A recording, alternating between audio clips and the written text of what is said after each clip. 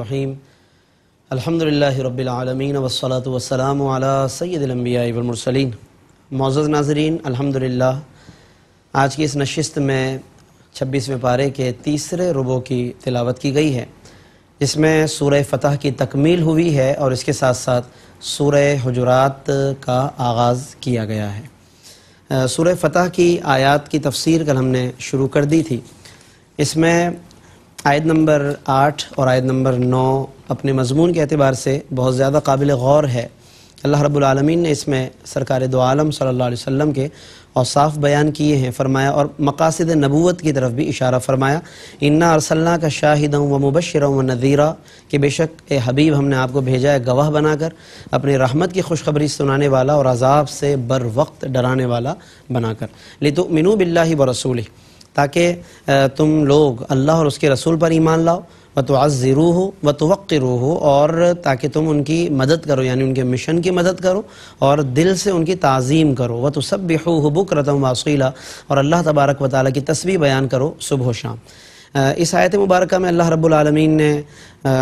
وہ سلوک بیان فرمایا کہ جو ایک صاحب ایمان کو نبی مکرم صلی اللہ علیہ وسلم کے معاملے میں اور ان کی ذات پاک کے ساتھ ایمان لانے کے حوالے سے کرنا چاہیے۔ اور یہاں پر ایک خوبصورت بات یہ ہے کہ اللہ رب العالمین نے ایک جانب ایمان کو پہلے بیان کیا، لِتُؤْمِنُوا بِاللَّهِ وَرَسُولِهِ، اور پھر درمیان میں تعظیم و توقیر کی بات فرمائی، اور آخر میں تسبیح کی بات، تسبیح سے عبادت کی طرف اشارہ ہے۔ گویا کہ ایمان اور عبادت کے درمیان میں اللہ نے تعظیم و تکریم کو بیان کیا۔ اس سے علماء نے یہ استدلال کیا کہ تعظیم و تکریم ایک ایسی چیز ہے کہ جس کا ایک جز ایمان کے ساتھ ہے اور ایک جز عبادت کے ساتھ ہے۔ گویا کہ ایمان کا حصہ بھی تعظیم و تکریم سے ہی جڑ کر مکمل ہوتا ہے، اور عبادت کا حصہ بھی تعظیم سے ربط قائم کر کے ہی مکمل ہوتا ہے۔ یعنی درمیان میں سے اگر تعظیم و تکریم کو نکال دیا جائے، ادب کو نکال دیا جائے، تو نہ ایمان قائم رہتا ہے نہ عبادت قائم رہتی ہے۔ تو یہ بہت خوبصورت ترتیب ہے، اور اس سے علماء نے تعظیم مصطفیٰ کی اہمیت پر استدلال فرمایا، اور ہمیں یقیناً اس کی اہمیت کو سمجھنا چاہیے۔ بہت زیادہ اہم عنوان ہے یہ۔ پھر اس کے علاوہ آیت نمبر 10 میں آیت نمبر 10ویں میں اللہ رب العالمین نے بیعت الرضوان کا ناظرین ذکر فرمایا۔ بیعت رضوان یہ وہ بیعت کہ جو صلح حدیبیہ کے موقع پر پیش آئی، کہ جب حضرت عثمان غنی کو حضور علیہ السلام نے نمائندہ بنا کر اور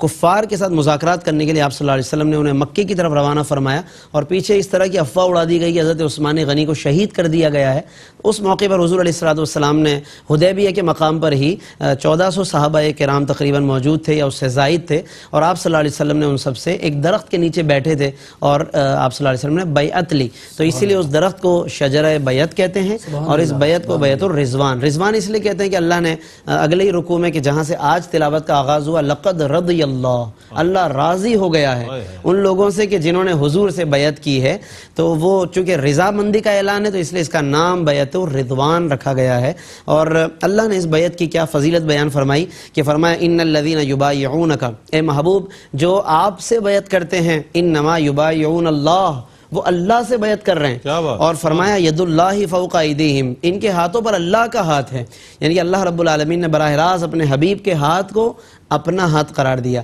اور حضور کے ساتھ معاملہ کرنے کو اپنے ساتھ معاملہ قرار دیا۔ یہاں سے یہ بات پتہ چلی کہ جب بیعت کرنا نبی سے اور نبی کے ہاتھ کی طرف، نبی کے ہاتھ پر اور نبی کی طرف رجوع کرنا، اللہ کی طرف رجوع کرنا ہے، نبی سے بیعت کرنا، اللہ سے بیعت کرنا ہے، تو نبی سے مدد طلب کرنا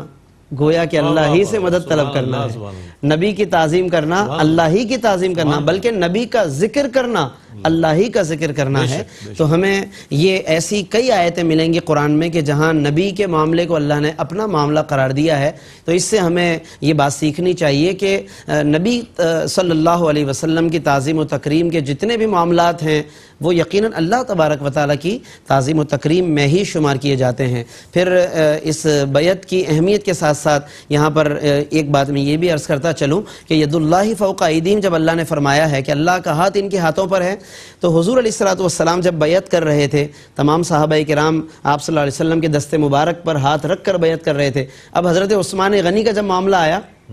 وہ موجود نہیں تھے اس موقع پر، مکہ مکرمہ گئے ہوئے تھے اور کفار سے مذاکرات کرنے کے لیے نمائندہ بن کر گئے ہوئے تھے۔ تو جب حضرت عثمان غنی کا ناظرین بیعت کا معاملہ آیا کہ وہ موجود نہیں اور اتنی اہم فضیلت کے موقع پر موجود نہیں ہے، تو کتنی حیرت انگیز یہ روایت ہے اور کتنا عظیم مقام ہے سیدنا عثمان غنی کا کہ اس موقع پر حضور علیہ السلام نے اپنا ایک دست مبارک اپنے ہی دوسرے ہاتھ میں رکھ کر فرمایا اللہم ہاذہ ید عثمان، اے اللہ یہ عثمان کا ہاتھ ہے اور میں ان کی طرف سے بیعت کرتا ہوں۔ یعنی خود ہی حضور بیعت کر رہے ہیں اپنے دست مبارک پر حضرت عثمان غنی کی طرف سے۔ اور یہاں پر یہ بات بھی یاد رکھیے کہ بیعت ہمیشہ زندہ کی طرف سے کی جاتی ہے، جو جا چکا ہو دنیا سے اس کی طرف سے نہیں۔ تو اس کا مطلب حضور علیہ السلام کو یہ علم تھا کہ عثمان کے بارے میں جو افواہ اڑائی گئی وہ محض ایک افواہ ہے۔ حضرت عثمان غنی کی طرف سے آپ صلی اللہ علیہ وسلم کا بیعت کرنا اس بات کی دلیل ہے کہ آپ کو اپنے غلام حضرت عثمان غنی کے بارے میں علم تھا اور اندازہ تھا۔ بلکہ اس کی ایک اور بین دلیل یہ ہے کہ ادھر حضرت عثمان غنی کو جب کفار نے کہا کہ آپ چاہیں تو طواف کر لیں، تو حضرت عثمان غنی نے کیا کہا کہ میں اپنے نبی کے بغیر کیسے طواف کر لوں، بلکہ یہاں تک کہا کہ اگر 10 سال تک بھی تم نبی کو حدیبیہ کے مقام پر روکے رکھو تو عثمان کی مجال نہیں کہ وہ نبی کے بغیر طواف کر لیں۔ اور ادھر خود حضور علیہ السلام کا بھی کہ علم کا اندازہ لگائی کہ جب صحابہ نے عرض کیا کہ یا رسول اللہ حضرت عثمان غنی کے لیے تو بہت اچھا ہو گیا، وہ تو خوب طواف کر رہے ہوں گے، حضور نے فرمایا کہ میں نہیں سمجھتا کہ عثمان میرے بغیر طواف کر لیں گے۔ یعنی خود سرکار بھی وہی بات فرما رہے ہیں جو حضرت عثمان غنی وہاں پر کفار کے سامنے کہہ رہے ہیں، تو یقیناً سرکار کو یہ بات معلوم تھی۔ باقی بیعت کرنا اس لیے تھا تاکہ صحابہ کو شرف بھی مل جائے، بیعت الرضوان کا موقع تھا، اللہ کی رضا چونکہ اس پہ مرتب ہونی تھی تو یہ سعادت مرتب کی گئی۔ باقی اس کے علاوہ پھر اگلے رکوع میں اللہ رب العالمین نے ان مخلفین کا ذکر کیا۔ مخلفین سے مراد وہ دیہاتی یا وہ قبائل کے لوگ کہ جو پیچھے رہ گئے اور انہیں ساتھ چلنے کو کہا تھا کہ چلو ہم مکے چلتے ہیں، لیکن وہ مختلف بہانے بنا کر پیچھے رہ گئے اور انہیں یہ تھا کہ یہ تو واپس آئیں گے ہی نہیں۔ لیکن اب جب صلح کر کے حضور واپس لوٹ رہے ہیں، صلح حدیبیہ سے لوٹ رہے ہیں، تو انہوں نے جلدی جلدی بہانے سوچنے شروع کیے کہ اب حضور کے سامنے ہمیں کچھ نہ کچھ بہانے بنانے ہوں گے۔ ان میں منافقین بھی تھے، کچھ نئے نئے وہ قبائل بھی تھے کہ جو اسلام سے وفاداری کا اعلان کرتے رہتے تھے، تو ان کی بہانے یہاں پہ بتائے گئے ہیں کہ وہ کہیں گے، پہلے سے اللہ نے بتا دیا حضور کو کہ جیسے ہی آپ مدینے پہنچیں گے اب یہ بہانے بنانے والے آ جائیں گے کہ ہم آپ کے ساتھ تو نہیں جا سکے، کیوں شغلتنا اموالنا و اہلونا، ہمارے مال و متاع اور اہل و عیال کی بہت ساری ذمہ داریاں تھیں، فاستغفر لنا، تو آپ ہمارے لیے بخشش طلب کریں۔ لیکن یہ صرف اوپری باتیں تھیں ان کی، ما لیس فی قلوبہم، دل میں یہ باتیں نہیں تھی، دل میں کچھ اور ہی انہوں نے رکھا ہوا تھا۔ تو یہ تمام باتیں ہیں کہ دل میں کیا تھا وہ بھی بتا دیا، بل ظننتم، ان کا گمان تو یہ تھا اللہ ینقلب الرسول والمؤمنون، کہ رسول بھی واپس نہیں آئیں گے، مسلمان بھی واپس نہیں آئیں گے۔ تو یہ اس طرح کی باتیں سوچتے رہتے تھے۔ اللہ تبارک و تعالیٰ نے اپنے حبیب کو ان کی پوری کیفیت بتا دی، حتیٰ کہ جب کبھی کسی جہاد سے مال غنیمت کا معاملہ آتا تو اب یہ تیزی سے کہتے تھے کہ ذرونا نتبعکم، کہ اب ہم تمہارے ساتھ چلنا چاہتے ہیں تاکہ مال غنیمت میں ہمیں کچھ حصہ مل جائے۔ تو یہاں پر ان مخلفین کا ذکر کر کے ہم اہل ایمان کو توجہ دلائی گئی کہ ہم ہیلے بہانوں کا شکار نہ ہوں۔ جب کبھی دین کے لیے وقت آئے، دین پر کوئی وقت آئے، تو ہم جو ہو سکتا ہے ہم سے، ہم اس کے لیے کوشش کریں۔ ہیلے بہانے والوں میں ہم اپنے آپ کو شامل نہ کریں کہ اللہ نے انہیں ہرگز پسند نہیں فرمایا۔ باقی اس کے علاوہ ناظرین جب ان ہیلے بہانے والوں کا جب ذکر آیا اور ان کی مذمتیں نازل ہوئی تو آپ دیکھیں کہ مسلمانوں میں جو معذورین تھے، پاؤں سے معذور، آنکھوں سے معذور، ایسے لوگ جو جہاد میں نہیں جا سکے، حضور کے ساتھ سفر نہیں کر سکے، انہیں خوف لاحق ہوا کہ کہیں اللہ تعالیٰ ہم سے بھی ناراض نہ ہو۔ تو یہ خوف خدا کی کیفیت ہے۔ اللہ نے فرمایا لیس علی الاعمی حرج، نابینا پر کوئی حرج نہیں ہے، ولا علی الاعرج حرج، اور جو پاؤں سے معذور ہے اس پر بھی فرمایا کوئی حرج نہیں، ولا علی المریض حرج، اور بیمار پر بھی کوئی حرج نہیں۔ تو ان کا مقام اور ان کا ذکر اللہ نے اس انداز سے فرمایا۔ تو یقیناً یہ وہ لوگ ہیں کہ جن کے دلوں میں دائمی خوف خدا ہے تو وہ پھر ڈرتے رہتے ہیں۔ جب کسی کے بارے میں بھی آیت نازل ہوتی ہے تو وہ اس کو اپنے پر رکھ کر سوچتے ہیں۔ یہی ہم بات مختلف نشستوں میں کر چکے ہیں کہ ہمیں وہ آیتیں جو کفار کے بارے میں، منافقین کے بارے میں نازل ہوئی، ہمیں اپنے آپ پر رکھ کر ضرور غور کرنا چاہیے، جیسا کہ یہ اہل ایمان کا وتیرہ رہا ہے۔ پھر اس کے بعد وہ رکوع آیا جس میں اللہ نے اپنی رضا کا اعلان فرمایا، لقد رضی اللہ عن المؤمنین، کہ اللہ ان بیعت کرنے والوں سے راضی ہو چکا ہے، جس کی تفصیل ہم پیچھے ذکر کر چکے ہیں۔ پھر اس کے علاوہ اللہ رب العالمین نے صلح حدیبیہ کی کچھ اور بھی ذیلی تفصیلات بیان فرمائی کہ کس طرح اللہ نے انعام فرمایا، کفار کی تلواروں کو روک دیا اور تمام اہل ایمان کی حفاظت فرمائی، باوجود اس کے کہ یہ ایک ایسے کیفیت میں تھے کہ جنگ کرنے کی بظاہر پوزیشن میں نہیں تھے، کیونکہ ظاہر ہے کہ مدینے سے دور نکل چکے تھے، اپنے ساتھ کوئی ساز و سامان بھی لے کر نہیں آئے تھے، تو اللہ نے اس موقع پر ایک مشکل وقت آنے سے اہل ایمان کی حفاظت فرمائی، اس کی تفصیل یہاں پر بیان فرمائی گئی ہے۔ باقی اہل کفر اور اہل شرک کا مسلمانوں کو روکنا مکہ مکرمہ سے، خانہ کعبہ سے، عمرے سے، تو یہ کسی اصول پر مبنی نہیں تھا، بلکہ محض جاہلیت کی ضد تھی، جاہلانہ ضد تھی، جس کو اللہ نے حمیت سے تعبیر کیا، اذ جعل الذین کفروا فی قلوبہم الحمیۃ، حمیت الجاہلیہ، یہ ان کی بس ضد تھی کہ ہم مسلمانوں کو نہیں آنے دیں گے مکے میں، خانہ کعبہ کا طواف نہیں کرنے دیں گے، یہ ایک ضد پر مبنی تھا۔ فانزل اللہ سکینتہ علی رسولہ، تو جبکہ اہل ایمان کے ساتھ اللہ نے کیا معاملہ فرمایا کہ ان پر سکون بھی نازل فرما دیا، والزمہم کلمۃ التقوی، اور انہیں اللہ نے تقوی پر استقامت عطا فرما دی، وکانوا احق بہا واہلہا، اور یہی صحابہ اس کے حقدار بھی تھے اور اس کے اہل بھی تھے۔ یہاں پر یہ بات غور طلب ہے کہ اللہ نے صحابہ کو اہل قرار دیا ہے، اہل قرار دیا ہے، حقدار تقوی قرار دیا ہے، تو معلوم ہوا کہ صحابہ کی تعریف کرنا، انہیں اہل قرار دینا، یہ اللہ تبارک و تعالیٰ کی سنت ہے۔ تو ایک صاحب ایمان کہ جو ایمان کا دعویٰ کرتا ہے، اس کا طریقہ بھی یہی ہونا چاہیے کہ وہ صحابہ کی تعریف کرے، وہ صحابہ کو اہل کہے اپنے منہ سے، انہیں تقوی والا کہے اور ان کی تعریف بیان کرے جیسا کہ اللہ تبارک و تعالیٰ نے ان کی تعریف فرمائی ہے۔ پھر اس کے بعد اللہ رب العالمین نے اس خواب کا اشارہ فرمایا کہ جو نبی کریم صلی اللہ علیہ وسلم نے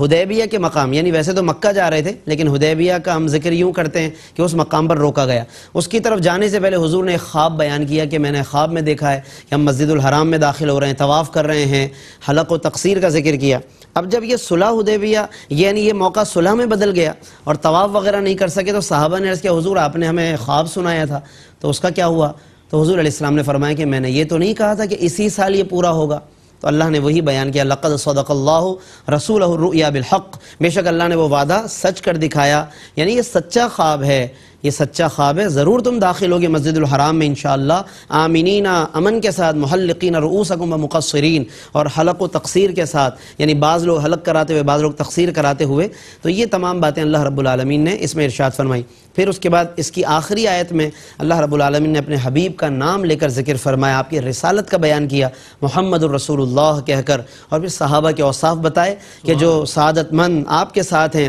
وہ کفار پر سخت ہیں اور آپس میں بڑے رحم دل ہیں، یہ ہو حلقہ یاراں تو برشم کی طرح نرم، رزم حق و باطل ہو تو فولاد ہے مومن۔ یہ اللہ رب العالمین نے صحابہ کے اوصاف بیان فرمائے، ان کا رکوع سجود بیان کیا اور ان کے چہروں کا نور بھی بتایا ہے، سیماہم فی وجوہہم من اثر السجود، سجدے کے اثر سے ان کے چہرے بڑے پر نور ہیں۔ بعض لوگ اس سے پیشانی پر کوئی نمایاں بلیک کلر کا نشان سمجھتے ہیں، تو علماء نے اس کا رد کیا ہے کہ ضروری نہیں کہ اس طرح کا نشان ہو، وہ تو کسی ایسے کو بھی نکل آتا ہے جس نے کچھ بھی نہ کیا ہو، تو یہ لازم نہیں ہے، ہاں اچھے تقوی والوں کو بھی وہ نشان نمودار ہو جاتا ہے، لیکن علماء نے فرمایا کہ اصل اس سے چہرے کی وہ نورانیت مراد ہے کہ جو اللہ تبارک و تعالیٰ انہیں کشش کی صورت میں عطا فرماتا ہے۔ تو یہ صحابہ کے اوصاف مسلسل اللہ رب العالمین نے اس صورت میں بیان کیے۔ آج کی اس تلاوت میں ناظرین سورہ حجرات بھی تلاوت کی گئی کچھ حصہ، لیکن چونکہ اس کی تلاوت ابھی جاری ہے تو انشاءاللہ کل کی نشست میں ہم سورہ حجرات کی تفسیر کا آغاز کریں گے، یعنی اس کا کچھ اختصار کے ساتھ ذکر کریں گے اور مزید جو اس پارے میں صورتیں ہیں اس کا بیان کریں گے۔ اللہ تبارک و تعالی ہمیں قرآن کریم کے مضامین میں غور و فکر کرنے اور اس پر عمل کرنے کی توفیق عطا فرمائے، آمین۔ وآخر دعوانا ان الحمدللہ رب العالمین۔ بہت شکریہ۔